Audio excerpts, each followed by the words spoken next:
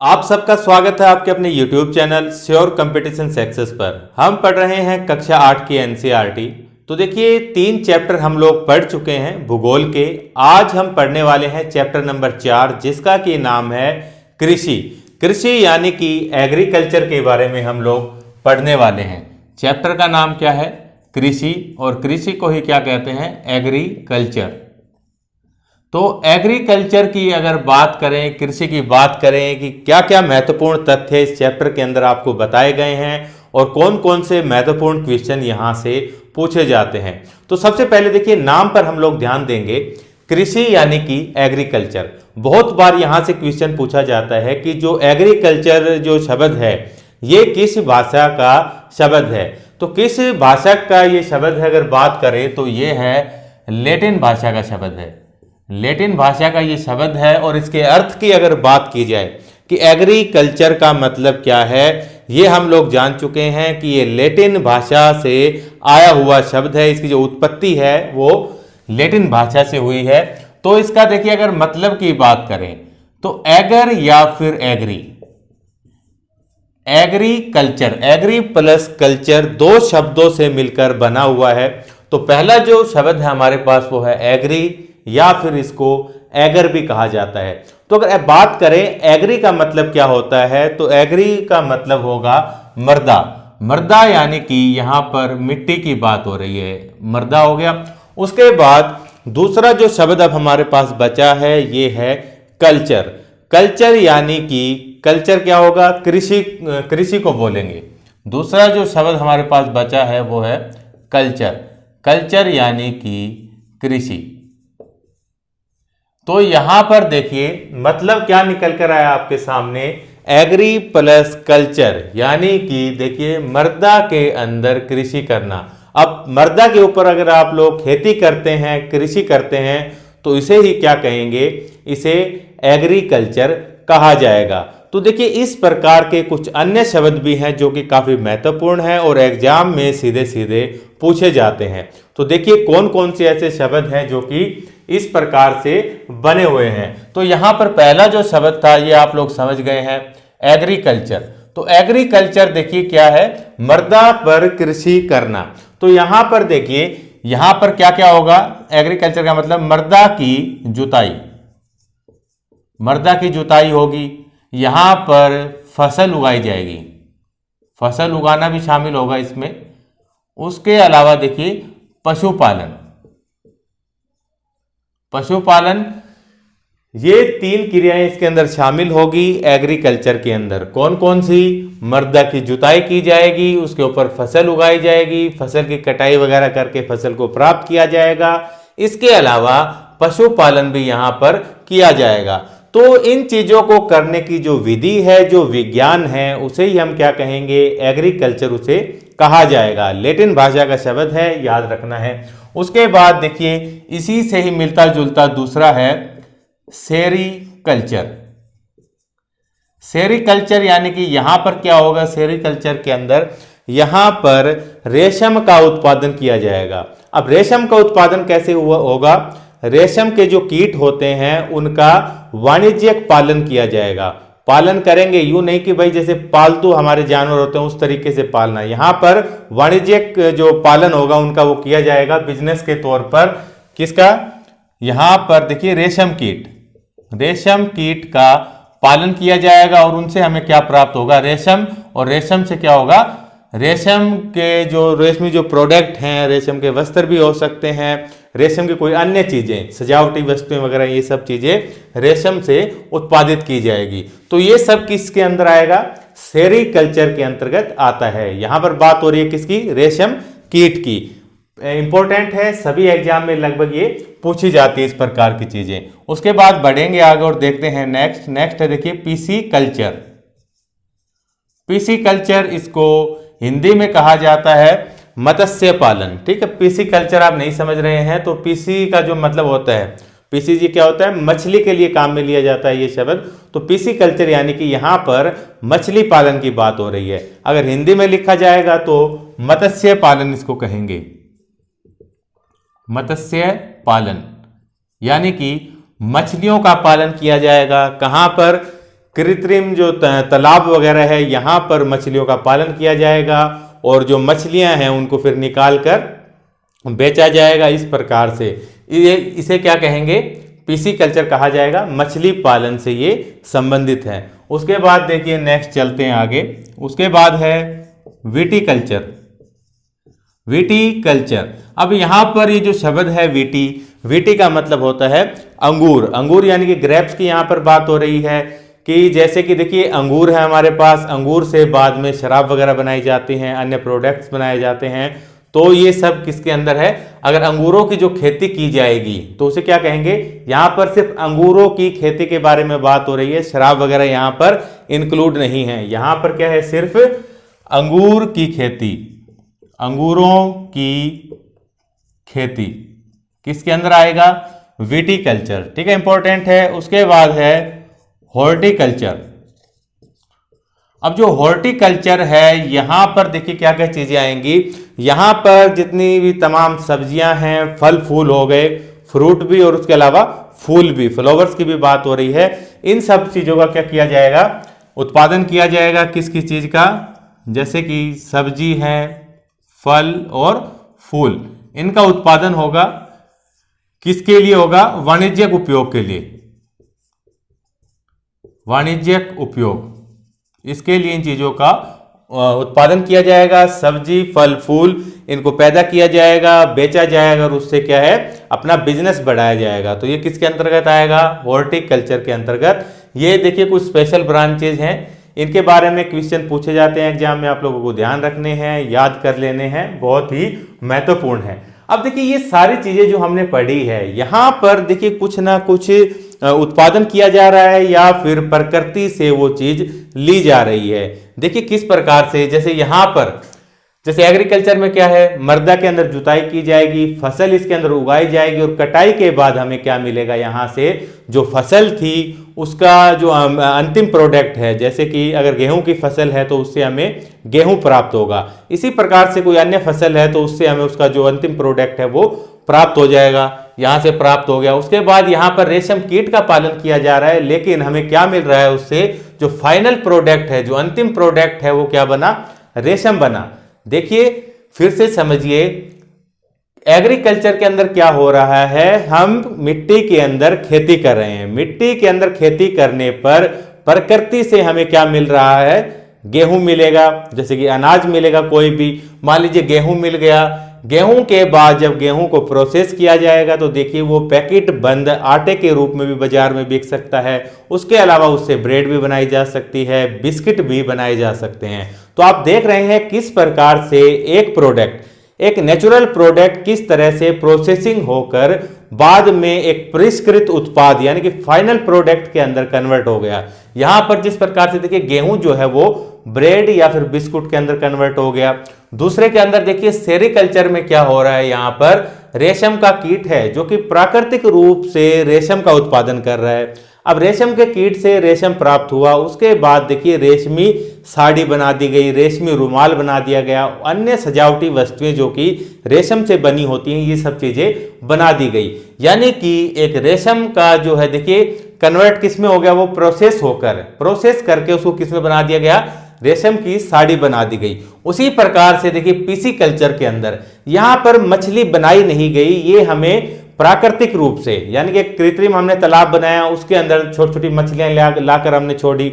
जब वो मछलियां बड़ी हुई तो उनको बाहर निकाला गया और उसके बाद मछलियों से जो प्रोडक्ट बनते हैं वो प्रोडक्ट बना दिए गए। जिस प्रकार से देखिए जो फ्रोजन फूड मिलते हैं, जमी हुई मछलियां भी मिलती है मार्केट में, जिनका कि बाद में इस्तेमाल किया जा सकता है। खाने के तौर पर भी सूखी मछलियां मिलती हैं, मछलियों का अचार मिलता है, इस प्रकार के काफी प्रोडक्ट्स मिलते हैं। यानी कि प्रकृति से हमें क्या हुआ, सिर्फ मछली यहां पर प्राप्त हुई, उसके बाद में इसको प्रोसेस करके अन्य प्रोडक्ट यहां पर बना दिए गए। उसी प्रकार से देखिए विटीकल्चर यानी कि अंगूरों की खेती के अंदर क्या हुआ, हमें अंगूर मिले, उसके बाद अंगूर से बाद में शराब बना दी गई, तो अंगूर प्रोसेस होके क्या बन गया, शराब के अंदर कन्वर्ट हो गया। हॉर्टिकल्चर में ये सब चीजें, सब्जी फल फूल, ये चीजें हमें मिली और इसके बाद में प्रोसेस होकर ये चीजें भी किसी और चीजों के अंदर कन्वर्ट हो गई। तो यहां पर एक चीज आप लोगों को मैं समझाना चाह रहा हूं कि देखिए कोई भी प्रोडक्ट जब अपने अंतिम प्रोडक्ट के अंदर कन्वर्ट होता है तो उसके अंदर 3 प्रकार की क्रियाएं शामिल होती हैं। आप लोग समझ गए हैं कि किस प्रकार से जो प्राइमरी प्रोडक्ट है वो किस प्रकार से फाइनल प्रोडक्ट के अंदर कन्वर्ट हो रहा है, ये चीज आप समझ गए हैं। तो देखिए यहां पर देखिए जो प्रोडक्ट हैं इन सब चीजों से जो भी हमें क्या मिले, प्रोडक्ट मिले, जैसे कि यहां से गेहूं मिला, यहां से रेशम मिला, यहां से मछली मिली, यहां से अंगूर, यहां से फल फूल सब्जी। अब यहां से क्या हुआ, देखिए ये जो प्रोडक्ट हैं, ये जो प्रोडक्ट है ये क्या हो सकते हैं, प्राकृतिक संसाधन। ये हमारे लिए प्राकृतिक संसाधन ही है, या तो ये प्राकृतिक संसाधनों से उत्पादित किए जाते हैं या फिर निष्कर्षित किए जाते हैं। तो ये कैसे मिलेंगे प्रोडक्ट हमें, जो प्राकृतिक संसाधन है, प्राकृतिक संसाधनों से उत्पादित, जैसे कि गेहूं जो है वो क्या है, प्राकृतिक संसाधन के द्वारा उत्पादित हुआ हमारे पास। ये या तो होंगे प्राकृतिक संसाधनों से उत्पादित या फिर कैसे होंगे, निष्कर्षित। जैसे कि ये मछली हमने तालाब से निकाली तो ये हमने उत्पादित नहीं की, इसका क्या किया है, निष्कर्षण किया है। इसी प्रकार से प्रकृति के अंदर हमें क्या मिलता है, जैसे कि लोहे अयस्क हमें मिलते हैं। लोहे अयस्क को निकालकर उसके बाद में देखिए, तो लोहे अयस्क क्या है, यानी कि एक प्रोडक्ट है, वो भी क्या किया गया है, प्रकृति से निष्कर्षण किया गया। उसका निष्कर्षण के बाद उसको प्रोसेस किया जाएगा। उसके बाद में आप जो देखते हैं लोहे के जो भी प्रोडक्ट हैं वो सब उससे बनाए जाएंगे। तो यहां पर देखिए जो प्रारंभिक प्रोडक्ट है हमारे पास में, जैसे कि कच्चा लोहा है, उसके अलावा ये अनाज हो गए, या जो एग्जाम्पल मैंने अभी आपको दिए थे, तो ये किस प्रकार से हमें प्राप्त हो रहे हैं, ये प्राकृतिक संसाधनों से या तो उत्पादित होते हैं या फिर निष्कर्षित होते हैं। तो ये चीज आप समझ गए हैं। अब ये जो प्रोडक्ट हैं जो कि प्रकृति से हमें निष्कर्षित करने पे मिले हैं या फिर उत्पादित करने पर मिले हैं, जब इनको प्रोसेस किया जाता है तो ये अपने फाइनल प्रोडक्ट के अंदर कन्वर्ट हो जाते हैं। जैसा कि मैंने अभी आपको यहां पर एग्जांपल बताया, तो ये कन्वर्ट होने के बाद अब आपको ये चीज समझनी है कि जब इस प्रोडक्ट से जब फाइनल प्रोडक्ट बना तो उसके बनने तक 3 प्रकार की क्रियाएं इसके अंदर काम करेगी। आर्थिक क्रियाएं होंगी वो। अब कौन कौन सी क्रियाएं हैं ये चीज आपको समझनी है। तो देखिए 3 क्रियाएं हैं शामिल, 3 क्रियाएं शामिल हैं प्रोडक्ट को यानी फाइनल प्रोडक्ट के अंदर कन्वर्ट करने में। कौन कौन सी क्रियाएं हैं, बड़े ही ध्यान से समझते हुए चलना है। पहली है प्राथमिक क्रिया। प्राथमिक यानी कि यहां पर बात हो रही है प्राइमरी क्रिया की हम बात करेंगे। तो यहां पर देखिए आपको यह चीज याद रखनी है कि यहां पर जो प्रोडक्ट है वो हमें कहां से मिलेगा, प्रकृति से मिलेगा, प्रकृति से उसका संबंध होगा। जो चीज हमने अब तक पढ़ी है वही है प्राइमरी। यहां पर यही सेम है कि प्राकृतिक संसाधनों से या तो ये उत्पादित किए जाएंगे या फिर निष्कर्षित किए जाएंगे। एग्जाम्पल के तौर पर आप देख सकते हैं, जिस प्रकार से कि किसी फसल को उगाना, रेशम कीट से रेशम का प्राप्त होना, किसी तालाब से मछली का प्राप्त होना, ये सब चीजें क्या है, प्रारंभिक क्रिया के अंदर ये चीजें शामिल होंगी। प्राइमरी क्रिया है ये, प्रारंभिक क्रिया के अंदर शामिल है। अब प्रारंभिक के बाद क्या हो रहा है, देखिए ये जो प्रोडक्ट है ये अपने फाइनल प्रोडक्ट के अंदर कन्वर्ट होता है। जैसे कि अभी मैंने आपको बताया कि जो प्राइमरी क्रिया है इसके अंदर क्या है, फसल को उगाना। अब फसल को उगाया गया, कटाई हुई फसल की, और उसके बाद क्या हुआ, हमें गेहूं प्राप्त हो गया। अब गेहूं अपने फाइनल प्रोडक्ट यानी कि प्रोसेस होके आटे के अंदर या फिर डबल रोटी या फिर बिस्किट के अंदर कन्वर्ट हो गया। तो ये कौन सी क्रिया कहलाएगी, यहां पर होगी ये सेकेंडरी। दूसरी क्रिया की यहां पर बात हो रही है द्वितीयक क्रिया यानी कि सेकेंडरी क्रिया। तो सेकेंडरी क्रिया के अंदर क्या हो रहा है, यहां पर प्रोसेसिंग हो रही है। प्रोसेसिंग को क्या कह सकते हैं, प्रसंस्करण या फिर प्रोसेसिंग हुई, और उसके बाद क्या है, जो हमारा प्रोडक्ट है वो दूसरे प्रोडक्ट के अंदर कन्वर्ट हो गया यानी कि फाइनल प्रोडक्ट के अंदर कन्वर्ट हो गया। जो प्रारंभिक प्रोडक्ट था वो अंतिम प्रोडक्ट के अंदर कन्वर्ट हो गया। तो कौन सी क्रिया हुई, ये सेकेंडरी। ठीक है, प्राइमरी के अंदर प्रोडक्ट बन रहा है, दूसरे के अंदर वो कन्वर्ट हो गया है। उसके बाद जो तीसरी क्रिया है वो कौन सी है, तो इसके द्वितीय क्रिया के एग्जाम्पल आप ले सकते हैं, जिस प्रकार से कि देखिए हमने इस्पात उत्पादन हो गया। उसके बाद में जैसे कि अभी गेहूं से ब्रेड बन रही है, और ये रेशम कीट से क्या बन रहा है, रेशम का कपड़ा बन रहा है। इस प्रकार से ये सेकेंडरी जो हमारी प्रोसेस है उसका उदाहरण है। उसके बाद देखिए तीसरी जो महत्वपूर्ण क्रिया है वो रहेगी तृतीयक क्रिया, जिसको कि हम टर्सरी भी कह सकते हैं, टर्सरी क्रिया। तो देखिए तृतीयक क्रिया, तो तृतीयक क्रिया के अंदर क्या होगा कि यहां पर ऐसी क्रियाएं शामिल होंगी जो कि प्राइमरी और सेकेंडरी को सपोर्ट करने वाली होगी। ये सहयोग देगी अपना किसको, प्राथमिक और द्वितीयक क्रिया को। जैसे कि देखिए क्या क्या हो सकते हैं। अब ये जो प्रोडक्ट है, यहां पर हमने पढ़ा प्राइमरी के अंदर कोई प्रोडक्ट बना और सेकेंडरी के अंदर क्या हुआ, जो प्रोडक्ट है उसको प्रोसेस करके फाइनल प्रोडक्ट बना। अब इसके बाद देखिए किस किस प्रकार की चीजों की आवश्यकता होगी, तो ये क्या करेगी, जो तृतीयक क्रिया है वो इनको दोनों को सहयोग देगी। जैसे कि देखिए बात करें यातायात, अब हमारी भाई ब्रेड तैयार है, उसके अलावा देखिए कपड़ा, इस्पात, ये सब चीजें तैयार हैं। अब यहां पर इन चीजों को अब दूसरे स्थान पर ले जाना पड़ेगा, या फिर प्रारंभिक के अंदर भी इसको भी सपोर्ट करेगी।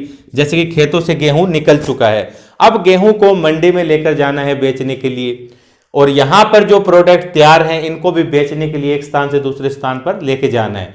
तो यहां पर किसका रोल होगा, यातायात के द्वारा ही एक स्थान से दूसरे स्थान पर ले जाया जा सकता है। अब यहां पर गेहूं मंडी के अंदर आ गया प्राथमिक के अंदर, और यहां पर द्वितीय के अंदर क्या है कि ये चीजें बन गई है, गेहूं से ब्रेड बन चुका है।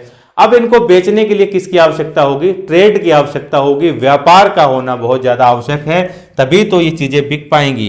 तो दूसरा जैसे कि व्यापार है, और तीसरा क्या है यहां पर देखिए, उसके अलावा जैसे कि कृषि आपको करनी है, कृषि के लिए आपको पता होगा कि एग्रीकल्चर लोन दिए जाते हैं बैंक के द्वारा।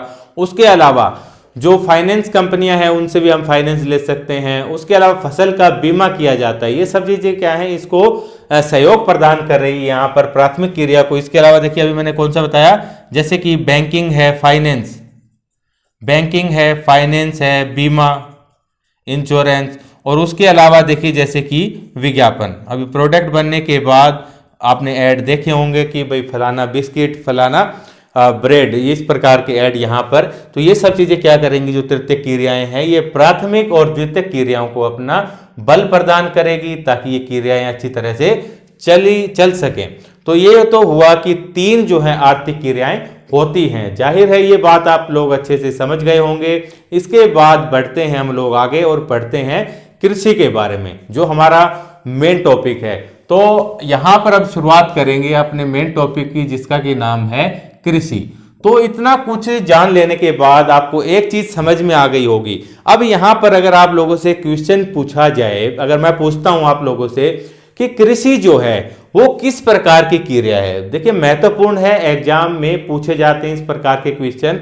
तो आप लोग बताइए कृषि जो है किस प्रकार की क्रिया है, प्राथमिक क्रिया है, द्वितीय है, या फिर तृतीयक क्रिया है। तो आप लोग आसानी से बता सकते हैं कि कृषि के अंदर क्या किया जाएगा, फसल को उगाया जाएगा, फसल की कटाई होगी और उसके बाद में हमें फसल मिलेगी।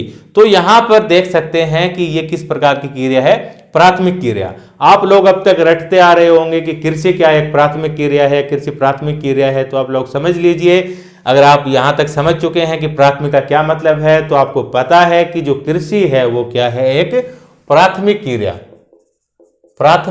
है। रटने की जरूरत नहीं है, आप लोग अच्छे से इस चीज को समझ गए हैं। तो कृषि एक प्राथमिक क्रिया हुई। उसके बाद में देखिए कृषि के अंदर क्या क्या चीजें शामिल होंगी। कृषि के अंदर देखिए फसल के अलावा फल, फूल, सब्जी, इनका उत्पादन किया जाएगा। और इसके अंदर एक महत्वपूर्ण चीज शामिल है, पशुपालन भी क्या है, कृषि का ही एक भाग है। ये चीज ध्यान रखनी है। अगर आपसे पूछे कि पशुपालन किस प्रकार की क्रिया है, तो ये भी एक प्राथमिक क्रिया है। यहां पर देखिए नेचुरल जो सोर्स होंगे हमारे पास, पशुपालन करेंगे तो गाय, भेड़, बकरी, जो भी चीजें पाली जाएंगी, इनसे हमें क्या प्राप्त होगा, प्रोडक्ट ही तो प्राप्त होगा। जैसे कि दूध मिलेगा, दूध के बाद उसका देखिए प्रोसेस करने के बाद हमें डेयरी प्रोडक्ट्स यहां से मिलेंगे। तो ये भी प्राथमिक क्रिया है और कृषि का ही भाग है पशुपालन, ये चीज ध्यान रखनी है। उसके बाद देखिए अगर कृषि की बात करें तो विश्व के लेवल पर अगर हम लोग देखें तो विश्व की लगभग आधी जनसंख्या यानी कि 50% जनसंख्या कृषि पर निर्भर है। ये चीजें याद रखनी है, ये फैक्ट। जैसे विश्व की कितनी जनसंख्या बताई मैंने आपको? 50% लगभग, ठीक है, 50% जनसंख्या जो है कृषि पर निर्भर है। उसके अलावा अगर भारत की बात की जाए तो भारत की देखिए, भारत के बारे में आप सब लोग जानते हैं कि भारत क्या है, कृषि प्रधान देश है और यहाँ की 2/3 आबादी कृषि पर निर्भर है। कितनी बताई मैंने? भारत के अंदर, भारत की बात की जाए तो 2/3 आबादी यानी कि 66.66% जो लोग हैं वो कृषि पर निर्भर हैं, कृषि पर आश्रित हैं। ये चीज ध्यान रखनी है। अब देखिए कृषि पर निर्भर तो हैं लोग, अब जैसे कि कृषि जो है वो किस स्थान पर की जाएगी, अब ये नहीं है कि जहां पर मन आया वहीं पर कृषि करना हम लोग प्रारंभ कर सकते हैं। कृषि को करने के लिए कुछ आवश्यक दशाएं होनी चाहिए, जो कि जिससे कि पता चलेगा कि इस क्षेत्र के ऊपर कृषि हो सकती है या नहीं, यानी कि ऐसे फैक्टर्स हैं। अब कौन कौन से वो फैक्टर हैं ये चीज देखें तो देखिए कृषि के लिए किस किस चीजों की आवश्यकता है। एक तो देखिए जो स्थलाकृति है, स्थलाकृति यहां पर की बात हो रही है कि जो हमारा स्थल है लिथोस्फीयर, ये चीजें देखिए 6ठी क्लास में हमने पढ़ी थी, प्रमुख स्थलाकृतियां, अब यही चीजें आ गई। तो स्थलाकृतियां यानी कि जो हमारा लिथोस्फीयर है, यानी कि जो हमारा भूमि के ऊपर का भाग है, तो यहां पर किस प्रकार की आकृति है भाई, यहां पर मैदान है या कोई पठारी क्षेत्र है या फिर पर्वतीय क्षेत्र है या इसके अलावा कहीं पर मरुस्थल भी हो सकता है। तो ये सब चीजें क्या करेंगी, ये फैक्टर है, ये निर्धारित करेगा कि यहां पर कृषि होगी या नहीं होगी। आप लोगों ने अब तक पढ़ा कि जो मैदानी क्षेत्र है यहां पर जो कृषि है वो अच्छी तरह से होती है, फसल भी काफी अच्छी होगी। दूसरी तरफ बात करें जैसे कि हिमाचल प्रदेश है, पहाड़ी भाग है, यहां पर कृषि जो है वो मुश्किल है। तो इस प्रकार से देखिए एक तो इस स्थलाकृति, ठीक है, स्थलाकृति समझ गए हैं, अलग अलग स्थलाकृतियां और कृषि भी अलग अलग, ये निर्भर होगी कृषि इसके ऊपर। दूसरी अगर बात करें तो मिट्टी की, मिट्टी किस प्रकार की है, अलग अलग प्रकार की जो मिट्टियां होती हैं वो अलग अलग प्रकार की फसलों के लिए उपयोगी होती हैं। और मिट्टी जैसे आप देखेंगे जो थार का मरुस्थल है यहाँ पर पानी की कमी है, बालू मिट्टी है, फसल के लिए बिल्कुल भी उपयुक्त नहीं है। वहीं पर आप देखेंगे महाराष्ट्र वाले क्षेत्र में जो दक्कन का पठार है, जैसे कि जो दक्कन का पठार है भारत के दक्षिण में, यहाँ पर क्या है, लावा निर्मित पठार है। जब लावा निर्मित पठार की जो चट्टानें हैं इनका अपक्षावर्धन होता है तो इससे काली मिट्टी बनेगी। अब जो काली मिट्टी है ये कपास के लिए बेहद उपयोगी है। अब जरूरी नहीं है कि पूरा भारत जो है वो पठार का बना हुआ है और हर जगह पर काली मिट्टी पाई जाएगी, अलग अलग मिट्टियां होंगी, कहीं पर लाल मिट्टी, काली मिट्टी, अलग अलग। तो जो काली मिट्टी है वो कपास की खेती के लिए उपयुक्त है, तो वहां पर जैसे कि कपास ज्यादा होगी।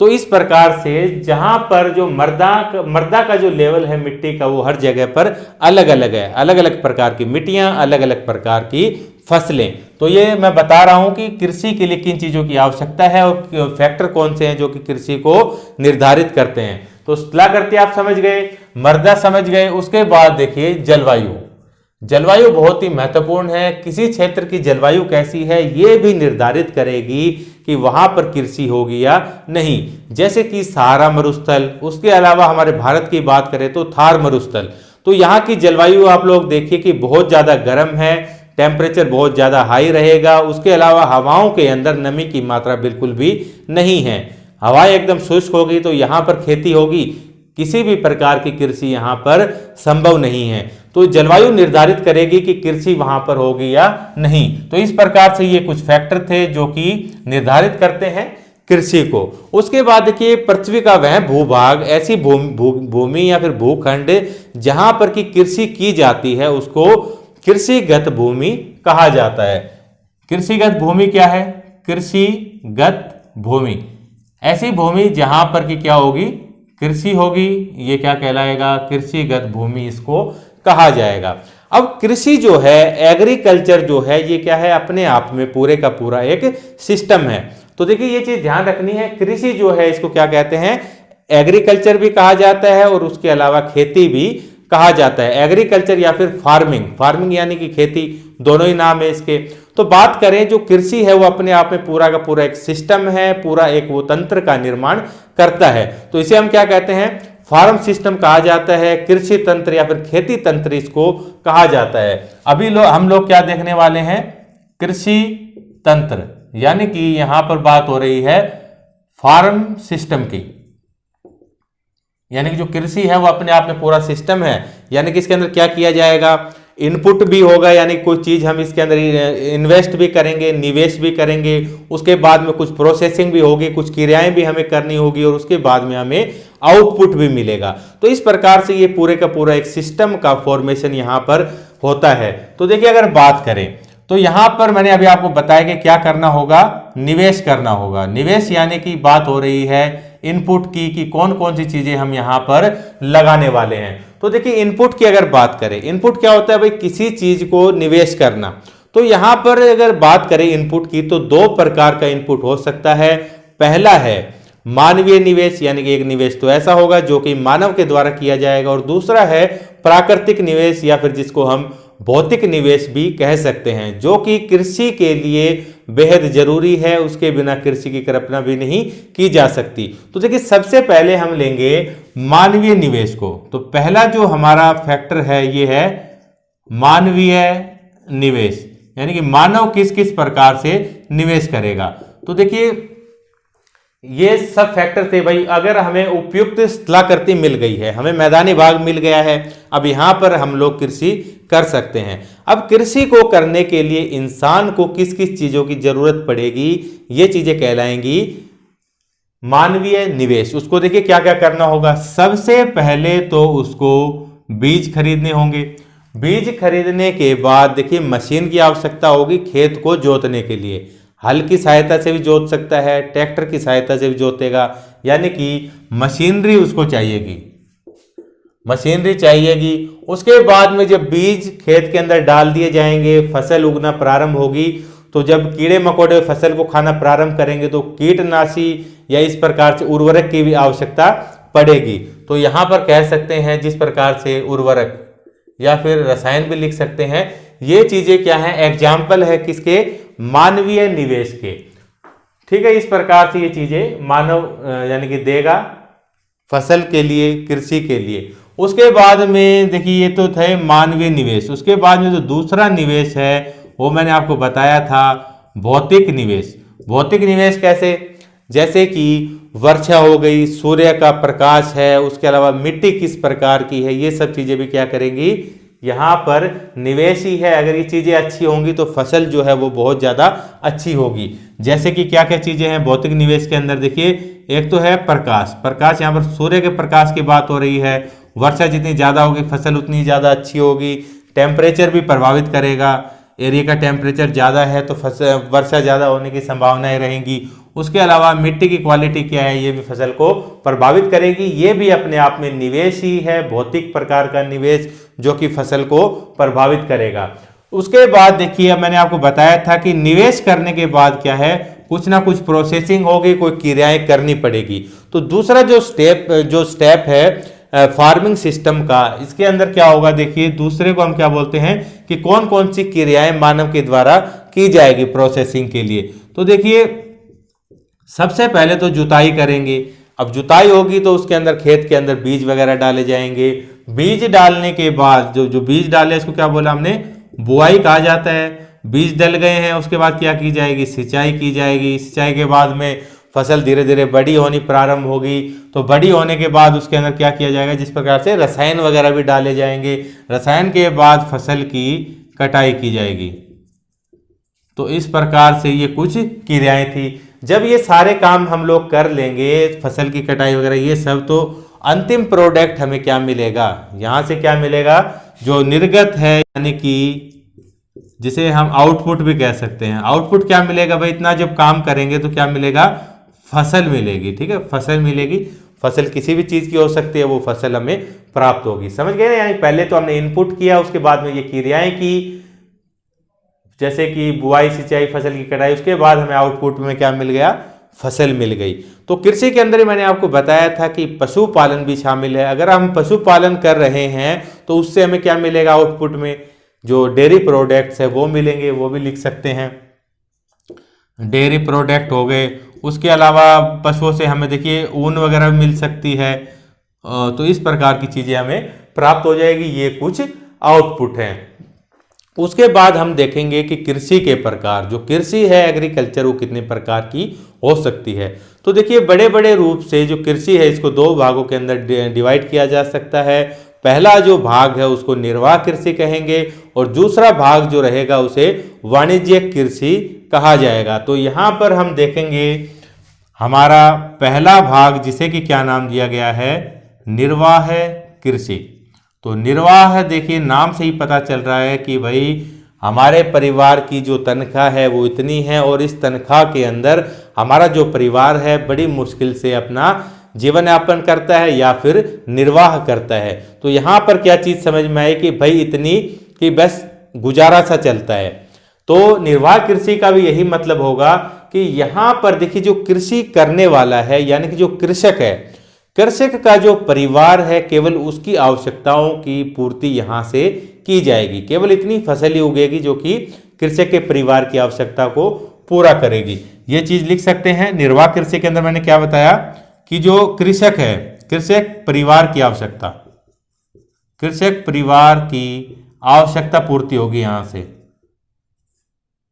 आवश्यकता पूर्ति की जाएगी। ज़्यादा नहीं उगाया जाएगा एक्सेस में किसी फसल को, केवल उतना ही उगाया जाएगा। जैसे कि कई लोग कहते हैं कि हमारे पास क्या है, जमीन का एक छोटा सा टुकड़ा है जिसके अंदर हम भाई थोड़ी बहुत फसल पैदा कर लेते हैं और हमारे परिवार का गुजारा जो है साल भर में उस फसल से चल जाता है। तो यहाँ पर किसकी बात हो रही है, निर्वाह कृषि की, कि यहाँ पर ये सब क्रियाएं की जाती है। तो इसके अंदर जो निर्वाह कृषि है इसके अंदर देखिए क्या क्या महत्वपूर्ण है। एक तो यहाँ पर जो टेक्नोलॉजी की मदद ली जाएगी वो बहुत ज़्यादा निम्न स्तर की होगी, यानी कि यहाँ पर कोई बड़े लेवल पर यानी कि कोई ट्रैक्टर से जुताई नहीं होगी, उसके अलावा कोई अन्य काम भी नहीं किए जाएंगे। यानी कि यहाँ पर जो टेक्नोलॉजी है वो कैसी रहेगी, निम्न स्तर की रहेगी। और जो मेहनत आप देखेंगे यानी कि जो कृषक का परिवार जो मेहनत करेगा यहाँ पर वो ज़्यादा होगा, यानी कि श्रम ज़्यादा होगा, मेहनत ज़्यादा, और टेक्नोलॉजी का यहाँ पर कम इस्तेमाल किया जाएगा क्योंकि उनको इससे ज़्यादा लाभ नहीं कमाना है, केवल उतना ही उगाना है जो कि उनके परिवार के भरण पोषण के लिए पर्याप्त हो। तो इस प्रकार से अब देखिए जो निर्वाह कृषि है इसको भी आगे चलकर देखिए दो भाग के अंदर डिवाइड किया गया है। अब दो भाग देखिए कौन कौन से है। पहला जो भाग है उसको कहेंगे गहन निर्वाह कृषि। गहन निर्वाह कृषि के अंदर क्या होगा, यहाँ पर सेम ही है। यहाँ पर जो भूमि का टुकड़ा है जिस पर कृषि करनी है वो कैसा रहेगा, बिल्कुल छोटा रहेगा। भूखंड जो है वो छोटा रहेगा और जो औजार है, औजार यानी कि मशीनरी की बात हो रही है यहाँ पर। जो औजार है जैसे कि अब खेत को जोतना है, चाहे भाई वो ट्रैक्टर से जोतो, लेकिन यहाँ पर औजार जो है वो क्या होंगे, निम्न श्रेणी के होंगे, ज़्यादा अच्छे नहीं होंगे। यानी कि यहाँ पर ट्रैक्टर टूक्टर की बात नहीं हो रही, यहाँ पर क्या होगा भाई, सिंपल हल होगा, इस प्रकार की चीज़ें होंगी खेत को जुताई करने के लिए। यहाँ पर औजार कैसे रहेंगे, निम्न रहेंगे, औजार निम्न रहेंगे। और बाकी जो मैंने आपको बताया कि जो श्रम है वो कैसा रहेगा, बहुत ज़्यादा करना होगा, यहाँ पर हाई होगा। तो यहाँ पर देखिए इस प्रकार की कृषि के अंदर साल के अंदर एक से अधिक प्रकार की फसलों को भी उगाया जाता है। जो चावल है वो क्या है, महत्वपूर्ण फसल है इस प्रकार की कृषि की। चावल ज़्यादा से ज़्यादा उगाए जाते हैं। चावल के बाद में आप लोग देखेंगे कि गेहूं हो गया, मक्का, इस प्रकार की चीज़ें भी उगाई जाती है। तो ये चीज़ नोट कर लें, चावल जो है वो क्या है, मुख्य फसल है। चावल मुख्य फसल है। उसके अलावा मैंने आपको बताया अभी गेहूं, मक्का और देखिए उसके अलावा ये दाल वगैरह जिन्हें कि क्या बोलते हैं, दलहन। दलहन के अंदर क्या आएगा, सभी प्रकार की दालें। उसके बाद में तिलहन यानी कि ऐसी फसलें जिनसे कि तेल निकाला जाता है। तो इस प्रकार की फसलें उगाई जाती है गहन निर्वाह कृषि के अंदर, ये चीज ध्यान रखनी है। उसके बाद देखिए पूछा जाए कि इस प्रकार की कृषि ये कहाँ कहाँ पर की जाएगी। तो ये देखिए जो हमारा दक्षिणी एशिया है, उसके अलावा पूर्वी एशिया हो गया या फिर दक्षिणी पूर्वी एशिया, यहाँ पर ये कृषि की जाती है। दक्षिणी एशिया यानी कि देखिए हमारा भारत भी एशिया के नीचे नीचे स्थित है, दक्षिण के अंदर। तो दक्षिणी एशिया तो ये हो गया पूर्वी एशिया, और उसके अलावा जो पूर्वी और दक्षिणी एशिया है यहाँ पर इस प्रकार की कृषि की जाएगी। तो निर्वाह कृषि के ही मैं टाइप बता रहा हूँ। पहला प्रकार हमने पढ़ा गहन निर्वाह कृषि। उसके बाद में जो दूसरा प्रकार है यहाँ पर सब टाइप है निर्वाह कृषि का, वो क्या है देखिए, आदिम निर्वाह कृषि। आदिम यहाँ पर वही बात हो रही है कि आदिम जमाने का यानी कि पुराने जमाने का, यहाँ पर पुराने जमाने की बात हो रही है कि पुराने जमाने की कृषि है, किस प्रकार से कृषि यहाँ पर की जाती है। तो आदिम निर्वाह कृषि के अंदर देखिए, जो आदिम निर्वाह कृषि है इसके अंदर भी दो भाग बताए गए हैं, इसके भी फिर से सब टाइप है। देखिए सबसे पहले है निर्वाह कृषि। निर्वाह कृषि कितने प्रकार की है? दो प्रकार की, गहन निर्वाह कृषि और आदिम निर्वाह कृषि। गहन निर्वाह कृषि हमने पढ़ ली। आदिम निर्वाह कृषि जो है इसके अंदर दो टाइप फिर से हैं। जो पहला टाइप है वो क्या है? स्थानांतरी